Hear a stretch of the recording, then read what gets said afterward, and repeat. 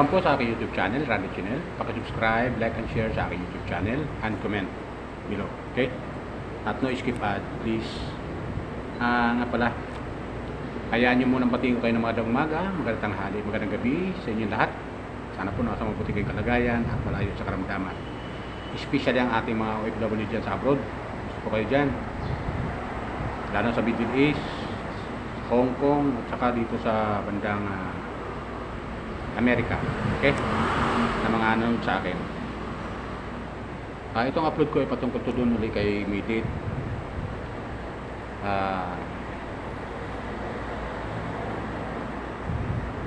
Gusto ko lang pabatid na itong si Midit, yung kanyang channel ay lalong lumalakas. At sa ngayon P52 kina yung kanyang 52 ko na yung kanyang subscriber. At hindi lang lalong dumadami yung kanyang views, maabot ng 100k plus. Wow! Sa loob lamang ng 8 oras maabot na siya ng 30 mahigit yung views. Ganun kalakas si Midit. Kaya gusto ko lang ipakita dito na gusto ko lang ipabatid sa ating mga kapwa ko viewers na si Midit ay lalong dumadami ang kanyang mga supporter. At maaari madagdagan pa yung mga sponsor niya kung nagkataon, di ba? Mga kapwa viewers, subscriber ko, mga kababayan ko dyan sa abroad. Lalo lumalakas si Midit. Kaya tuloy lang ang suporta natin sa kanya. Kahit pa paano malaking bagay yun sa kanyang channel, yung suporta natin. At lalo kung mas maganda kung dito nag-i-skip ng ad. Wow! At nakikita naman natin kay Midit na mukhang nakamove na siya. Dahil masaya na siya ngayon. Hindi katulad dati nung nasa Kalinga pa siya, ay kontrolado siya ng Kalingap. Pero ngayon wala nang kumukontrol sa kanya at sarili niya na diskarte yun. Nakita naman natin mga kapwa viewers na si Midit ay madiskarte sa buhay, di ba? Madiskarte sa buhay si Midit. Kaya hindi tayo magtataka kung tumaas yung kanyang mga views sa kanyang upload video at dumadami ang kanyang subscriber. Isipin nyo kung yung mga views na yun na umaabot ng 100k, kung nag-subscribe sa kanya yun, lahat, bawat manonood ay nag-subscribe, sigurado 100k na yung kanyang subscriber, di ba ganun yan? Ito nga lang yung iba, hindi pa nag-subscribe sa kanya. Kaya yung hindi pa nakapag-subscribe Midit, subscribe po kayo sa kanyang channel. At sa akin din mga kapwa viewers, subscribe din kayo sa akin. Kasi yes! bilang supporter ni Midit, tagahanga at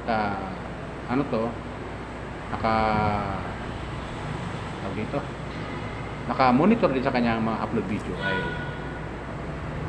huwag niyo po kalimutan mag-subscribe din sa aking channel, okay? And comment kayo. Comment lang kayo.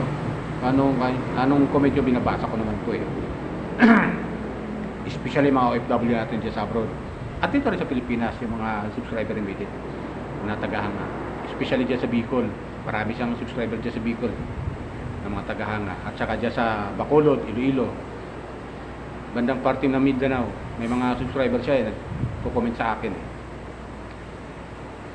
Meron nga doon nag-comment dito sa akin channel na ang sabi kasi yun nga nasabi ko doon sa aking nakarang upload video na pwede ba bumalik si Midit sa Kalingap.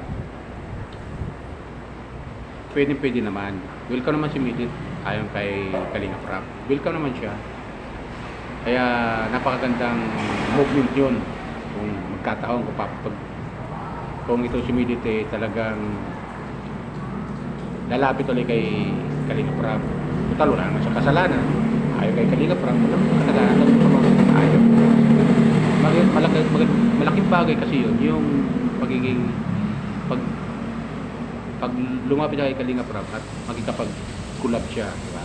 Malaking bagay yun. Tandaan natin na Yes! si Kalinga Prab ay maraming mga subscriber na pwede niyang mahata tsaka sakaling makipag-collab doon sa Midit. At wala naman tayong problema doon sa kanya. Wala tayong problema doon. Hindi naman natin kailangan na ipagpilitan natin si Midit na bumalik sa Kalingap na ano to, na gusto niya. Na gusto niya, na hindi niya gusto. Di ba ganun yun? Pero bilang isang ano to, bilang isang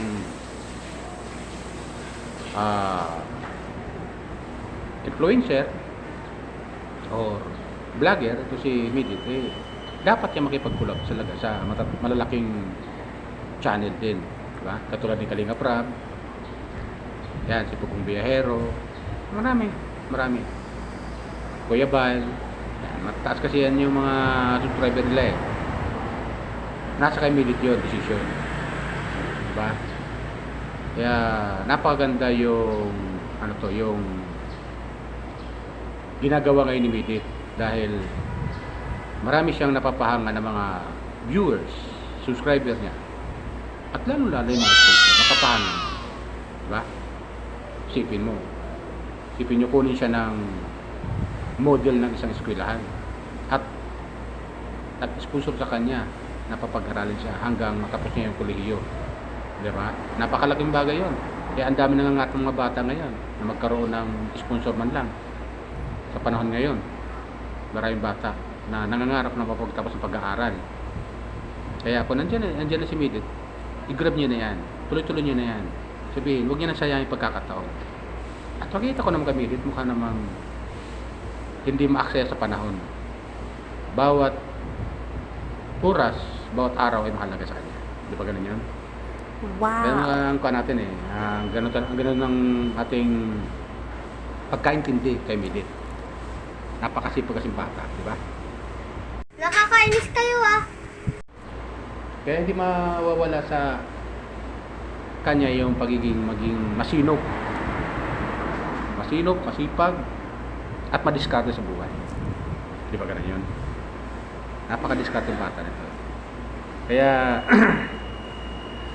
naging challenge sa kanya yun, yung time na yung love team ni Dan, yung Dandit Love Team. Naging challenge sa kanya yun. At dumami yung kanyang subscriber nung time na yun na umalis siya sa Kalingap na magsarili siya ng vlog. Diba? Ipagpatuloy niya yung kanyang channel. Tagsarili na nga siya, nagsulo na siya. At dumami yung sponsor niya, subscriber, tagahanga niya. At isa na nga tayo din, kapwa ko viewers, isa na nga ako doon na humanga kay Midit. Kaya monitor ko yung ni Midit, yung kanyang mga upload video. Wala akong pinapalampas sa mga upload video ni Midit. Live niya o ano, pinomonitor ko siya. Shoutout sa iyo ha, Midit ha, shoutout. Paki-shout naman sa aking channel, Randy Channel. Okay? Yes! Bilang supporter, okay, paki-shout na rin po sa iyo. Sa channel mo dyan pag nag-live ka. At handa naman akong tanggapin yung ano to, yung mga tawag dito, yung mga comment na inilalagay nyo sa aking comment section, sa comment section. Pag nagko-comment section, handa ko tanggapin lahat yung mga tawag nyo, yung mga comment nyo, binabasa ko naman. Okay? Kaya tuloy lang tayo sa support kay Midit. Ha? Kasi si Midit nakikita ko sa kanya yung potential na pagdating ng araw ay lalong sisikat siya. Ngayon, unti-unti na siya sumikat. Bago-bago pa lang niya, dumadami na yung kanyang subscriber. Nasa 52 na, mahigit. O, kay 52 na, ganun. Pwede ako nagkakamali, kaya kumantan po kung tama yung aking pagkaka-analyze sa mga subscriber ni Midit. Marami siyang sponsor at napakasipag na bata. At maganda pa. Di ba? Maganda si Midit eh. Hindi mo ikakahiya kung mamamasal kayo sa mall. Hindi mo ikakahiya na mamasyal kayo sa mall na kasama mo siya. Di ba ganun yun? Napakaganda ni Midi. Maganda ang kalooban, masipag, matalino. Di ba ganun yun? Kaya di ako tataka kung maraming mga nagsusulat sa kanya at tumahanga at bumibilib sa kanyang kapabilidad kung tawagin. Di ba ganun yung kapabilidad? Yung mga ganun kapabilidad. Kasi itong si Medit masipag talagang bata to matalino Kaya hindi siya iniiwan ng mga sponsor niya na hanggang ngayon napili pa rin sa kanya. At meron na siyang grupo ngayon yung grupo niya ng kanyang wala na sila ngayon. Nag-grupo na sila ngayon. Dami-dami na sila. Di ba? Marami na sila ngayon. Nasa siguro meron na siyang mga apat na yung kasama niya, 3 na ata. May cameraman na siya. May camera woman na siya. Sila. Malaking bagay. Tapos mahilig siya mag-live. Makita mo sa live, masayahin siyang bata. Kita niyo kanyang live. At nakakatuwa minsan pag napapanood natin yung live niya kasi lahat niya binabati yung mga supporter niya yung community, lahat. Kaya hindi tayo magtataka kung bakit ganyan ka dami yung kanyang mga tagahanga. At isa nang tayo, diba? Ganun tayo walang iwanan, hanggang dulo suporta lang tayo kay Midi, diba? Ang sabi nga sa comment nga doon huwag niya nang i-vlog si Midi, huwag niya na i-vlog. Bakit naman hindi ko vlog si Midi? Wala naman yung kasalanan si Midi sa akin, diba?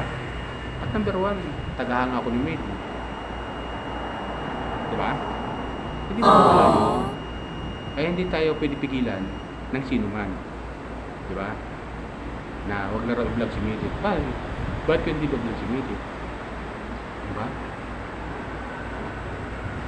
Tapos may nag-comment pa doon, mugo na, wala na yung Danbit doon na tayo sa Danjoy. Ano na tayo? Ang Danjoy, andyan naman Suporta naman tayo ng Kalingap din hanggang ngayon naman sumusuporta naman tayo sa Kalingap.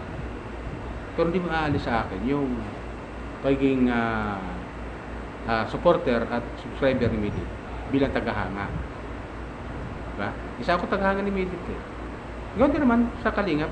Isa rin naman sa dami-dami ng subscriber ni Kalingap Rap. Isa rin ako sa mga tagahanga ng Kalingap. Diba? Wow! Ganon yun Shoutout siya Kalingap Rap. Kuya Bal, Atid na, Ate Jack. Shoutout sa inyo lahat. Lahat ng Kalingap Rap na shoutout sa inyo. Ganon din kay Midi. Shoutout sa mga sponsor ni Midi at taga-support ni Midi. Shoutout sa inyo.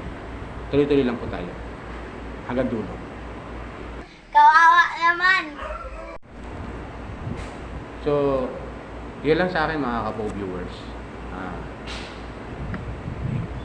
Nag-vlog ako ngayon dahil nga gusto ko lang ipakita kay Midit yung aking full support sa kanyang channel, di ba? At sana dumami pa lalo at umabot ng 100k yung kanyang subscriber. Di ba? Yes! Dito lang sa akin channel, kung hindi pa kayo nakakapag-subscribe, subscribe lang po kayo kasi sayang pa yung panonood nyo at no skip ad. Bawat panonood nyo ay click nyo lang yung subscribe, okay na po yun sa akin. Malaking bagay na po yun pag na-click nyo yung aking channel, subscribe, okay na po yun, malaking bagay na po yun. At kung maaari, pinutin nyo yung notification bell para update nyo yung upload video ko, diba? Ganun yun. So yun lang po, ingat po tayo lagi, pagpalain po tayo ng pong may kapal. Okay? Bye!